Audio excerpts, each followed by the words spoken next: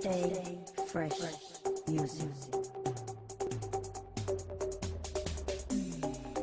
Yo, so how's it going, guys? Welcome back to another GTA 5 video. So as I'm sure you guys are aware, last night Rockstar Games added some brand new content into the game in the form of a brand new car known as the Scramjet. I have done a full showcase on this video. If you haven't seen it, I will leave it linked down low. However, this car right here will set you guys back 3.4 all the way up to 4.3 million.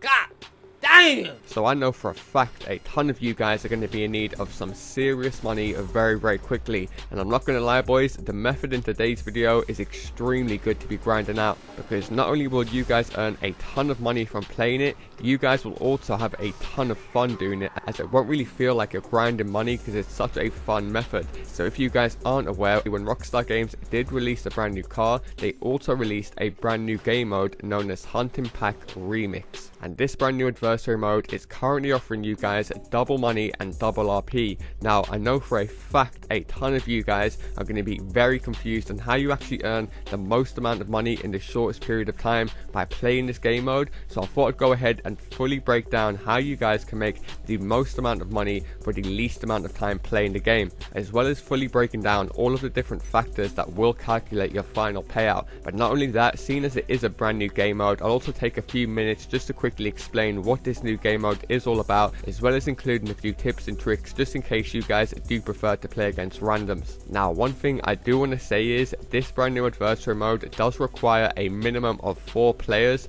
Obviously, because it is a hunting pack game mode, you guys will need 4 or more players. So if you guys don't have that many friends that do play GTA 5 online, do be sure to leave a comment underneath this video with your gamer tag or your PSN, and you might be better off leaving whether or not you got a mic, as I know certain players only like to play with other players who've got mics. You can also try leaving a comment with the time zone or region you guys play in along with your gamer tag, just so you guys find more players in your region, so it's more than likely you'll all be on at the same time. Now finally, if you guys aren't aware, about a month ago I did upload a video announcing some massive changes to all of my GTA 5 crews. Now I will be implementing them changes tonight, so exactly 1 hour after I upload this video, I will be kicking a ton of inactive players from all 5 of my GTA 5 crews. So if you guys are in one of my crews and you don't want to get kicked, make sure you guys go ahead and either watch that video I posted a month ago. I will leave a link down low, but if you guys don't want to watch that video, all you guys have to do is go ahead and make your PSN or your Xbox Live gamer tag public to the crew. That's just so I'm able to find players in the crew much easier, and just in case I get a bunch of idiots trying to team kill and stuff, I'm able to kick them from the crew very quickly. If you guys are looking for an active GTA 5 crew, I will leave a link to all 5 of my crews down low in the description. Only join the crew on the platform you guys play on. I have got 5 individual crews: LaazrGaming X1 for the Xbox One players, LaazrGaming PS4 for the PS4 players, LaazrGaming PC for all members, LaazrGang for all members, and finally LaazrGaming Crew for all consoles. We do have tons of active members, always up for grinding money and helping each other out, so like I said, just make sure that you guys watch this video right until the end if you guys want to know exactly how to join the crew and not get kicked in the future. However, with that being said, let's get into the video. Okay, so before I break down exactly how much you guys can earn and the time it takes, as well as how to earn all the in-game bonuses, I'll quickly break down what this actual new game mode is all about. Seeing as it only came out, I know a ton of you guys are going to have no idea what this game mode is all about. So it is worth mentioning, if you have played Hunting Pack, which is an old adversary mode, it's very similar to that. However, Rockstar Games have made a few changes. So straight from the off, as you guys can see, there is 3 different teams you can choose from: the defender, the runner, or the attacker. So the runner will always be in a truck, a much more slower vehicle than the attackers and the defenders. They have got to drive that truck from point A to point B. If they come to a full stop, then the truck will basically explode. Now of course, it should go without saying, the attackers have to go ahead and attack the truck, whilst the defenders have to go ahead and defend the truck. Now how you guys will go ahead and do so is by simply ramming the other cars, trying to block them off, holding the right speed, and checking all of your angles. As you guys can see, it is very important to always look behind you in this game mode and try and keep the defenders as far away as possible from the attackers. Now another tip I'm going to give you guys is, when you're actually defending the truck, a good way to hit the enemy team on the car is always at the front side of the car, always near the hood, never towards towards the back end, as a lot of these cars in GTA 5 are front wheel drive, and you should notice that your crash will always cause much more damage when whacking into the front of the enemy car rather than whacking the back of it. And if you are going to attack the back end of the car, it's much better to rub up against the side of it, so when they go and try and turn, you can make them spin out rather than trying to just crash into them and take them out completely, as that will rarely ever work. So you guys probably remember the original hunting pack would take place on the street, so there was tons of different like objects you could whack into, lampposts, benches, railings, whereas this one, Hunting Pack Remix, takes place on all of these very unique race courses. And you will notice that a lot of these courses do actually have drop-off points, so if you guys are attacking, you want to try and pick the right time to try and attack the truck, as you might be better off whacking it 2 seconds later and you can completely take it off the track rather than trying to make it come to a full stop. So it's almost like an exact version of Cops and Robbers, which Rockstar Games did release in the last big DLC. If you guys can remember, it was based in the little Mini Coopers and the other team had police cars. However, the car wouldn't self-explode if it come to a full stop. You just had a time limit in that game, whereas as you guys can see in the bottom right, you have no time limit at all in this game, so you guys have potential to drag it out as long as you like, which I will talk more about in just a second. However, as you guys can see on screen, the best tactic to take out these trucks is just to get them up against any wall, make sure your friends come from the behind and just trap them in, and you guys will notice it will self-explode very quickly. Now finally, from the runner's point of view, you guys can see in the bottom right, you will have an explode meter and a speed meter. If this speed meter starts to drop down, then obviously the explode meter is going to start to fill up quicker, and if that reaches the peak, then your world just self-explode. So a few tips that I'm going to give you guys when playing as the runner in this brand new game mode is just to always stay central to the racetrack. As I mentioned in the previous part, you guys don't want to go near the walls, because that is where you guys will get trapped most easily and just die straight away.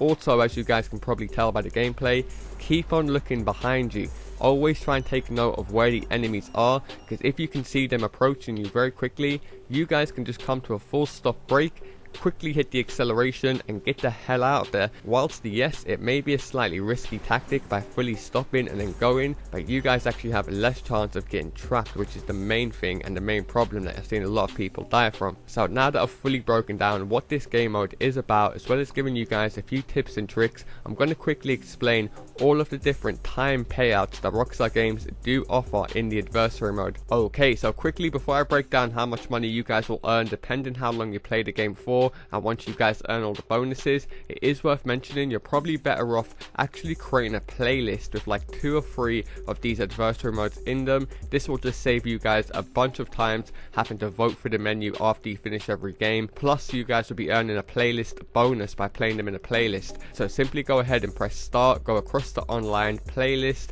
create, and then add as many of these hunting pack remix jobs as you like. Like I said, the longer you guys are going to be doing this, the more missions you guys want to play. However, once you guys have done that, go ahead and save the playlist and go ahead and launch it. Now once you guys launch the playlist, you basically want to put it on 3 rounds, so you guys have enough rounds to earn the winners round bonus. Then from here, go ahead and add 3 more players into the game. However, going off previous videos, you guys seem to really appreciate when I fully break down all of the different payouts and how to earn the max depending on how long you spend in the game, because in some cases you can end up waiting an extra 10 seconds and be missing out on like an extra 10k, which during double money can be an extra 20k, which for like 10 seconds of work can be a big thing. And like I've mentioned before, I'm aware that all of us have different ranks, different skill abilities, and we all have a different amount of time that we can spend on GTA 5 online. So some of us might play this game for 5 hours a day, and some of us might only play it for half an hour a day. So at least by me doing this, all of you guys can work out what actually suits you guys best, so you can all maximize the most amount of money in the time that you all spend on GTA 5 online.